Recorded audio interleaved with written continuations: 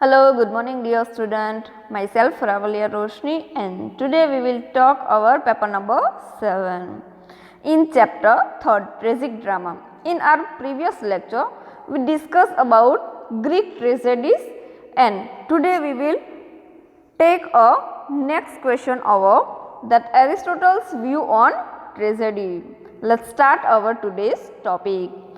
એરિસ્ટોટલનો tragedy વિશેનો જે ખ્યાલ છે તે શું છે તેના ઉપર આજે આપણે ચર્ચા કરીશું. Aristotle was the most illustrious disciple of Plato. Aristotle છે તે પ્લેટોનો પ્રસિદ્ધ એવો જે શિષ્ય હતો. Who initiate the process of criticism in the west, કે જેણે પશ્ચિમની અંદર પશ્ચિમના દેશમાં જે ક્રિટિસિઝમ એટલે કે વિવેચન જે છે તેની પ્રક્રિયાની શરૂઆત કરી હતી, પહેલ કરી હતી.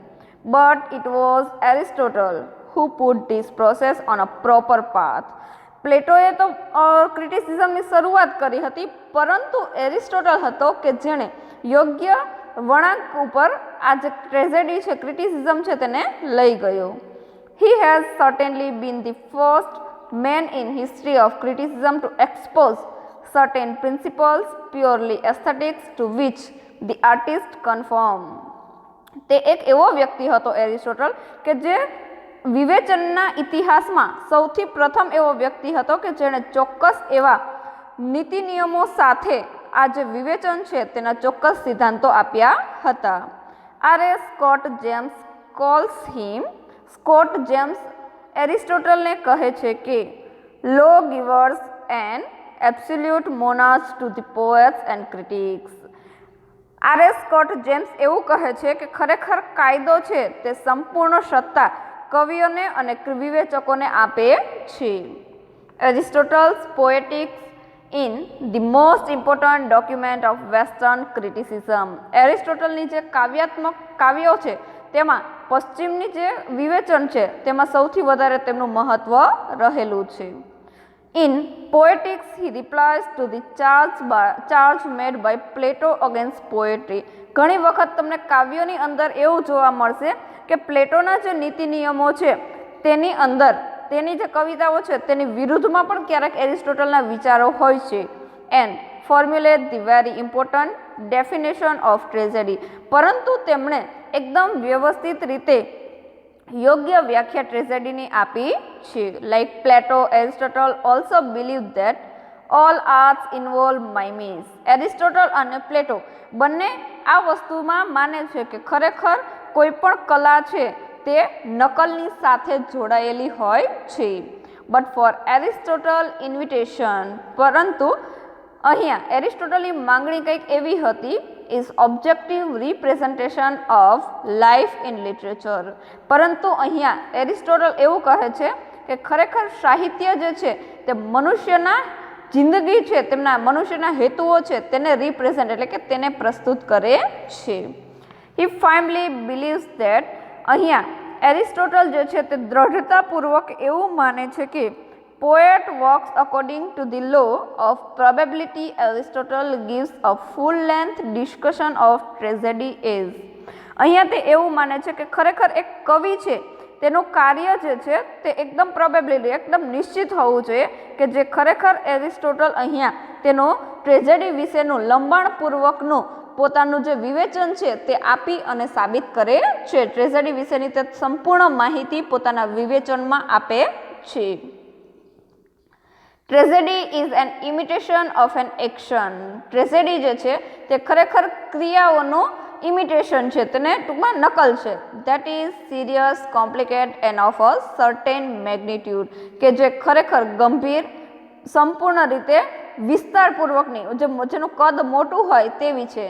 Through incident arousing pity and fear, જે ખરેખર દયા અને લાગણી જે છે, ફિયર એટલે કે ડર અને પીટી એટલે કે દયા, ખરેખર જે દયા અને ડર આની આજુબાજુમાં હોય છે, આની આસપાસ હોય છે. Effective the proper catharsis of purgation of these emotions, જે ખરેખર કેથરસાઇઝ એટલે કે નાટક વડે જે ભાવનો આવેગ હોય છે તેને કેથરસાઇઝ કહેવામાં આવે છે. અને પર્ગેશન એટલે કે પ્રાયશ્ચિત, કે જે ખરેખર નાટક વડે જે ભાવ ભજવવામાં આવે છે તે યોગ્ય અસર એમાં ઉત્પન્ન કરે છે. Here imitation means a creative process. અહીંયા ઇમિટેશન નકલ એટલે કે ખરેખર રચના કરવાની એક ચોક્કસ પદ્ધતિ. Action means arrangement of events done by the agent. Agent એટલે કે કવિ. અને અહીંયા ક્રિયા અથવા તો પ્રક્રિયાનો મતલબ એવો થાય છે કે જે ઘટનાઓ છે તેનું યોગ્ય રીતે એરેન્જમેન્ટ એટલે કે ગોઠવણી કરવી. જે કવિ છે તેના દ્વારા યોગ્ય ઘટનાઓનું યોગ્ય રીતે ગોઠવણી કરવી. Serious is the aim, that is why tragedy happens. Aristotle considered Plato as the soul of tragedy. અહીંયા એરિસ્ટોટલ એવું કહે છે કે ખરેખર ગંભીરતા છે તે જ ટ્રેજેડીનું મેઇન હૃદય છે અથવા તો મેઇન હેતુ છે. અને અહીંયા ખરેખર એરિસ્ટોટલ એવું કહે છે કે પ્લેટો છે તે ટ્રેજેડીની આત્મા છે. The perfect plot must have beginning, middle and and. જે ચોક્કસ પ્રકારનો વ્યવસ્થિત એવો પ્લોટ એટલે કે કથા વસ્તુ હોય છે તેમાં ચોક્કસ પ્રકારનું એક માળખું જળવાયેલું હોય છે અને આ માળખાની અંદર બિગિનિંગ એટલે કે શરૂઆત, મધ્યમ અને અંત વ્યવસ્થિત રીતે લખેલો હોય છે. It must have single issues and the journey of the hero should be from fortune to misfortune. અહીં એક સારામાં સારી જે ઘટના છે સિંગલ ઇસ્યુ એટલે કે એક ટૂંકમાં એકલ ઘટના જે છે એક જ કોઈ પણ ઘટના છે તેની જે જર્ની છે તે ખરેખર ફોર્ચ્યુન એટલે ભાગ્ય અને મિસફોર્ચ્યુન એટલે કે કમનસીબ અથવા દુર્ભાગ્ય કે જે ખરેખર હીરો ભાગ્ય અથવા તો દુર્ભાગ્ય જે છે તે મુસાફરીને કરતો હોય છે. For tragic seriousness, Aristotle suggests that the tragic deed should be done within the family. Aristotle અહીંયા એવું કહે છે કે ખરેખર કોઈ ખરાબ અથવા તો ટ્રેજિક કરુણાંત કાર્યો છે તે ખરેખર કોઈ પરિવારમાંથી થયેલા હોય છે અને તે જ અંતે જે છે દુઃખદ પરિણામ લઈ આવે છે.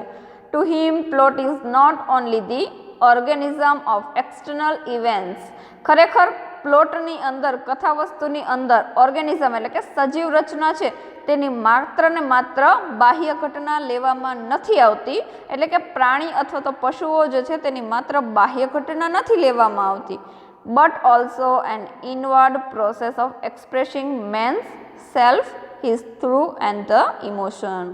પરંતુ મનુષ્યની જે આંતરિક ઘટનાઓ છે તેને પણ આંતરિક વિચારો આંતરિક લાગણીઓ છે તેને પણ એક્સપ્રેસ એટલે કે વ્યક્ત કરવામાં આવતી હોય છે.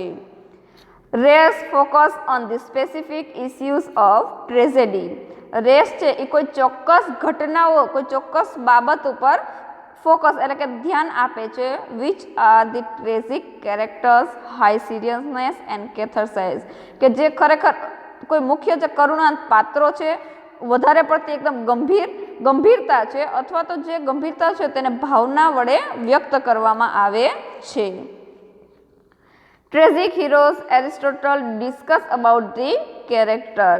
ટ્રેજિક હીરોની અંદર એરિસ્ટોટલ છે તે પાત્રને વર્ણવે છે.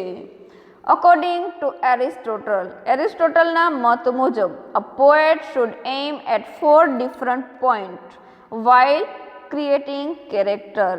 એરિસ્ટોટલ એવું માને છે કે જ્યારે એક કવિ છે તે રચના કરતો હોય છે ત્યારે એ રચનાના સમયે તેના મગજમાં અલગ અલગ 4 પ્રકારના વિચારો હોય છે. પાત્ર માટેના અલગ અલગ 4 પોઈન્ટ ઓફ વ્યૂ હોય છે. First, there should be good revealing certain moral purpose. સૌથી પ્રથમ પહેલું એવું છે કે જે ખરેખર નૈતિક હેતુસર તેને બતાવવામાં આવે. they should be appropriate અને તે યોગ્ય હોય તે પાત્રને યોગ્ય હોય તેવું બતાવવું. they should be realistic તે વાસ્તવિક હોવું જોઈએ. and consistent અને વાસ્તવિક અને યોગ્ય હોવું જોઈએ. he also put emphasize on character. તે આ ઉપરાંત emphasize એટલે કે ભાર આપે છે પાત્ર ઉપર વધારે ને વધારે ભાર આપે છે. He says the tragedy of our modern poets fail in rendering of character. Aristotle અહીંયા કહે છે કે આધુનિક જે યુગના કવિઓ છે તે આ કવિતાને ક્યારેક એના જે પાત્રો છે એની ભજવણીમાં નિષ્ફળ થતા હોય છે. According to Aristotle, the characters should be grand and their downfall became the cause of pity and fear in the heart of the spectators. અહીંયા એરિસ્ટોટલના મત મુજબ તે એવું સૂચવે છે કે ખરેખર કોઈ પણ પાત્રો છે તે ભવ્ય હોવા જોઈએ અને તેમની જે ડાઉનફોલ એટલે કે તેમની પડતી છે તે ખરેખર જે વાચકો અથવા તો જે રીડર્સ છે, જે દર્શકો છે, તેમના મનમાં એક દયા અને ડર જે છે તે સ્પષ્ટપણે સ્પષ્ટ કરે. એરિસ્ટોટલ બિલીવ્ડ ધેટ, એરિસ્ટોટલ અહીંયા માને છે કે the tragedy of an ordinary man can not arouse pity and fear. કારણ કે જો એક ટ્રેજેડી છે તે એક સામાન્ય માણસની સાથે વર્ણાયેલી હોતી નથી. જો કોઈ સામાન્ય માણસની સાથેની ઘટના હોય તો તે ક્યારેય કરુણાંત હોતી નથી. તેની સાથે કોઈ ચોક્કસ ઘટના બની હોય ત્યારે જ તે ટ્રેજેડી બને છે. Only a tragedy of a nobleman will arouse the emotion of pity and fear in the readers. માત્ર ને માત્ર એક ઉમદા કરુણાંત ટ્રેજેડી છે તે જ મનુષ્યની અંદર, વાચકની અંદર લાગણી અને દયા અને ડરનો જે ભાવ છે તે ઉત્પન્ન કરે છે. તેની યોગ્ય છે ટ્રેજેડી છે તે વાચકના મનમાં ઉત્પન્ન થાય છે. According to him, તેમના મત મુજબ the characters of tragedy are noble and good. તેમના મત મુજબ ટ્રેજેડીના પાત્રો છે તે એકદમ સરસ અને ઉમદા હોવા જોઈએ. But they must have some tragic flaw. પરંતુ સારા અને ઉમદા તો હોવા જ જોઈએ, પરંતુ તે કેવા હોવા જોઈએ તો કે તેની સાથે કરુણાંતની ઘટના જે પ્રવાહ છે તેમાં વહેતા હોવા જોઈએ. Hamartia for that he lays down various qualification of an ideal tragic hero. અહીંયા જે છે હેમેટિયાને ધ્યાનમાં રાખી અને એક ચોક્કસ ટ્રેજિક હીરો છે તેના માટેના ચોક્કસ ક્વોલિફિકેશન એટલે કે લક્ષણો, ગુણવત્તા જે છે એની લાયકાત છે તે નીચે મુજબ આપી છે કે એક ટ્રેજિક હીરો છે તેની પાસે ખરેખર કેવી લાયકાત હોવી જોઈએ. A good man must not be seen passing from happiness to misery. એક સારો મનુષ્ય છે તે ક્યારેય પણ ખુશીથી દુઃખ તરફ પસાર થતો નથી. A bad man from misery to happiness. પરંતુ એક ખરાબ મનુષ્ય છે તે દુઃખ તરફથી સુખ તરફ જઈ શકે છે. An extremely bad man cannot be seen falling from happiness into misery. અને એક ખૂબ જ જે દુઃખી માણસ છે તે ક્યારેય પણ પોતે વધારે પડતી ખુશીમાંથી વધારે પડતા દુઃખમાં ન જઈ શકે. Thus, તેથી Aristotle believes that the tragic hero must be capable of evoking the twin emotion of pity and fear. તેથી જ એરિસ્ટોટલ એવું કહે છે કે ખરેખર એક ટ્રેજેડીનો હીરો છે તે ખરેખર બંને લાગણીઓ કે એક દયા અને ડર આ બંને લાગણીઓમાંથી ઊભો થઈ શકે તેટલો કેપેબલ, સક્ષમ હોવો જોઈએ. He should be neither perfect, virtuous nor a consummate villain. તે માત્ર સંપૂર્ણ, કન્ઝ્યુમેટ એટલે કે સંપૂર્ણ, તે એકદમ સંપૂર્ણ, પરફેક્ટ જે છે તે તેનામાં સદગુણ અથવા તો દુર્ગુણ એટલે કે સંપૂર્ણ તે સારો હીરો અથવા તો સંપૂર્ણ તે વિલેન હોઈ શકતો નથી. The misfortune is brought upon him by some fault of his own which are due to some error of judgment. ઘણી વખત દુર્ભાગ્ય કોઈ એવી ઘટના બનતી હોય છે કે જેના કારણે તેની જે કોઈ મિસ્ટેક્સ છે, ફોલ્ટ છે તે તેના ઉપર આવી જતા હોય છે અને તેના કારણે કોઈ ચોક્કસ પ્રકારના ન્યાયમાં ભૂલ રહી જતી હોય છે. Hamlet is the best example of a tragic hero. સૌથી શ્રેષ્ઠમાં શ્રેષ્ઠ તમે ટ્રેજિક હીરોનું જો કોઈ ઉદાહરણ લેવા માંગતા હો તો તે છે Hamlet. He is a young prince having a good character. તે એક યુવાન રાજકુમાર છે જે ખરેખર એક સારા પાત્રની સાથે છે, જે kind, thoughtful, gentle and cultivated, જે ખરેખર ખૂબ દયાળુ, એકદમ વિચારપૂર્વક, સૌમ્ય અને કેળવાયેલો વ્યક્તિ હતું. Yet in some ways weak and indecisive. અને છતાં પણ અમુક જગ્યાએ તે અશક્ત અને અચોક્કસ રહ્યો હતો તેના પાત્રમાં. Thus his indecisiveness leads him toward his tragic doom. અને તેથી જ તેનામાં પણ અમુક વીકનેસ, નબળાઈઓ રહેલી છે અને તેના કારણે તે અચોક્કસતાની આગળ વધે છે અને તે એક ટ્રેજિક હીરો તરફ આગળ લીડ કરી જાય છે, ગતિ કરી જાય છે. કેથરસાઇઝ એટલે કે નાટક વડે જે ભાવનો આવેગ છે તેને કેથાર્સાઇઝ કહેવાય છે, તમને ખબર છે. Aristotle defines catharsis that is the ultimate aim of tragedy. Aristotle અહીંયા જે ખરેખર નાટક વડે જે ભાવનો આવેગ થાય છે તેને જ ખરેખર મુખ્ય હેતુ ટ્રેજેડીનું ગણાવે છે. The function of tragedy is to arouse pity and fear. અને જે ખરેખર ટ્રેજેડીનું મુખ્ય જે લક્ષણ છે તે ખરેખર દયા અને ડર છે. According to him, તેમના મતે pity is aroused by unmerited misfortune and જે ખરેખર દયા છે તે અનમેરિટેડ એટલે કે જે ખરેખર અયોગ્ય વ્યક્તિ છે કે જેને દુર્ભાગ્ય કોઈ ઘટના બની હોય છે તેના માટે દયા ઉત્પન્ન થાય છે. And fear by the misfortune of a man like ourselves. અને જે ખરેખર કોઈ વ્યક્તિ કમનસીબ છે, દુર્ભાગ્ય જે ખરેખર પોતાની જાતે જ કંઈક કરી બેસે છે એના માટે આપણને ડર ઉત્પન્ન થાય છે. We pity a suffering man. ખરેખર આપણે મનુષ્ય પ્રત્યે દુઃખ થતું હોય છે, દયા આવતી હોય છે. Because of our feeling that a similar suffering might comes to us. કારણ કે આપણે તે દુઃખી વ્યક્તિ પ્રત્યે આપણે સમાન એવી આપણા મનમાંથી સારી એવી લાગણીઓ ઉત્પન્ન હોય છે અને તેના માટે આપણને દુઃખ થતું હોય છે. What we pity in others, જે આપણને અન્ય પ્રત્યે જે દયા આવે છે, we fear for ourselves, જે અન્ય માટે દયા આવે છે તે જ આપણી માટે ક્યારેક ડર બની જાય છે. By arousing this emotion of pity and the writer of tragedy creates the effect of catharsis. જે ખરેખર આપણને જે આ લાગણીઓ આવે છે જે દયા અને ડર તે જ ખરેખર ટ્રેજેડીનો જે રાઇટર છે તે અહીંયા ભાવ રૂપે ઉત્પન્ન કરવા માંગતો હોય છે કે જે ખરેખર નાટક ભજવાતું હોય એ જ સમયે આપણે જે કોઈ પાત્ર ભજવાતું હોય એના માટે આપણને દયા આવે છે આપણા મનમાં અને ક્યારેક એ જ પાત્રથી આપણા મનમાં આપણી જાત માટે આપણને ડર લાગે છે કે કદાચ આ વસ્તુ મારી સાથે બની હોય તો એવો વિચાર આવે છે ત્યારે આપણે ડર લાગે છે. અને જ્યારે કોઈ નાટક ભજવાતું હોય અને તેમાં કોઈ એવી પરિસ્થિતિ હોય તો તેના માટે આપણે દયા આવતી હોય છે. Aristotle proves that tragedy provides relief by purgation the emotion of pity and fear. અહીંયા એરિસ્ટોટલ એવું સાબિત કરે છે કે ખરેખર ટ્રેજેડી જે છે તે માત્ર દયા અને ડરની લાગણીઓને વ્યક્ત કરે છે, રિલીફ કરે છે. We become calm and composed after going through a tragedy due to its catharsis effect. આપણે ખરેખર એકદમ શાંત અને રચનાકાર બનવું જોઈએ કે જે ખરેખર આ કરુણાંત થાય છે તેની જે ખરેખર ભાવનાત્મક જે નાટક વડે ભજવાતું હોય અને ત્યારની જે અસર હોય છે તેમાં ખરેખર આપણે એકદમ શાંત રહેવું જોઈએ. Thus, તેથી catharsis has the effect to strip off the emotion of pity and fear. તેથી જે ખરેખર આ લાગણી અને દયા અને ડરની જે ભાવ છે તે એકદમ સારી રીતે અસરકારક બની શકે. So that they flow away from us like the waste produced of body after purgation. કે જે ખરેખર આપણે જ્યારે ભજવાતું હોય ત્યારે આપણે આપણી શરીરની અંદર તેની અસર જે છે તે જોવા મળે, ઉત્પન્ન થતી હોય.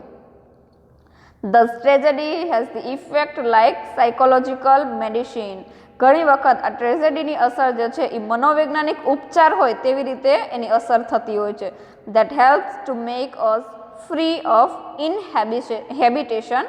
તેથી જ ઘણી વખત જે છે ઇનહેબિટેશન એટલે કે વસવાટ જે ખરેખર આપણે ક્યારેક આમ ટૂંકમાં આપણા શરીરની અંદર ઘર કરી જતી હોય છે. It is seen in Milton Samson Agonistes when it leaves us. જે ખરેખર જ્હોન મિલ્ટન જે છે તેનું રચના છે સેમ્સન એગોનિસ્ટ જેમાં જોવા મળે છે કે જે ત્યારે આપણામાંથી છૂટી જાય છે ત્યારે કેવું લાગે છે. વિથ પીસ એન્ડ કોન્સોલેશન, શાંતિ અને દિલાસાની સાથે. આન્સર કામ ઓફ માઇન્ડ, તમારા મગજ જે છે તેને શાંત રાખો અને આન્સર આપો. ઓલ પેશન્સ સ્પેન્ટ, દરેક જે ધીરજ છે જે થાક છે તે હોય છે.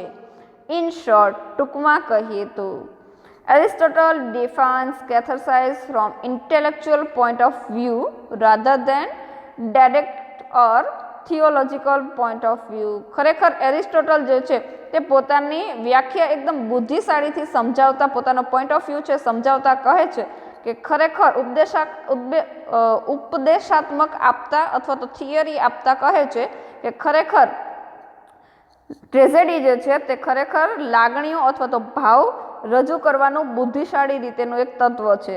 રેસ રાઇટલી સેઝ, રેસ કહે છે, Aristotle thought about tragedy are of course those of a highly intelligent and sophisticated man.